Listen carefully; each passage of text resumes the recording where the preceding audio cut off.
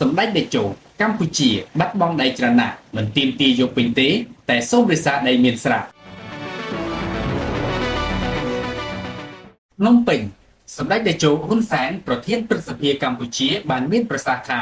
កាលពីអតីតកាលកម្ពុជាមានទឹកដីធំធេងហើយក៏ត្រូវបាត់បង់យ៉ាងច្រើនផងដែរទៅប្រទេសជិតខាងដូច្នេះកម្ពុជាមិនចង់ឲ្យបាត់បង់ដីមួយចង្អាមណាទៀតនោះទេគឺសូមរក្សាការពារទឹកដីដែលមានស្រាប់ដោយសពថ្ងៃនេះគឺគ្រប់គ្រាន់ហើយនេះឱកាសអញ្ជើញបើកកិច្ចប្រជុំគណៈកម្មាធិការសមាជរដ្ឋសភានិងព្រឹទ្ធសភាលើកទី1នៅថ្ងៃទី2ខែមិថុនាឆ្នាំ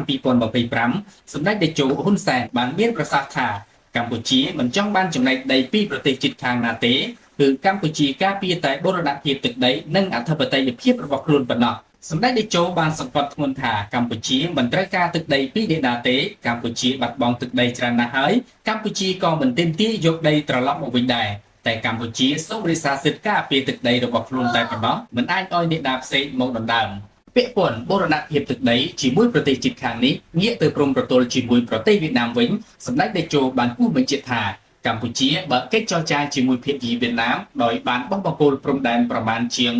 84% ហើយនៅសល់ 16% ទៀតកំពុងស្ថិតក្នុងដំណាក់កាលចរចាចំណែកជាមួយភាគីឡាវវិញកម្ពុជានិងឡាវបានបោះបង្គោលព្រំដែនជាមួយគ្នា 86% នៅសល់ 14% ទៀតកំពុងចរចាដោយមានការគោរពគ្នាទៅវិញទៅមកដោយឡែកចំពោះការបោះបង្គោលព្រំដែនជាមួយភាគីថៃវិញដែលកំពុងមានចំនួនជាមួយគ្នានេះសម្ដេចតេជោបានគូសបញ្ជាក់ទៅកាន់ភាគីថៃថាគឺកម្ពុជាបានបើកកិច្ចចរចាជាមួយថៃអស់រយៈពេល25ឆ្នាំហើយប៉ុន្តែលទ្ធផលនៃការបោះបង្គោលព្រំដែនមិនទាន់បានមួយបង្គោលណានៅឡើយទេបានត្រឹមតែដល់ស្វែងរកបង្គោលចំនួនប៉ុន្មានប៉ុណ្ណោះ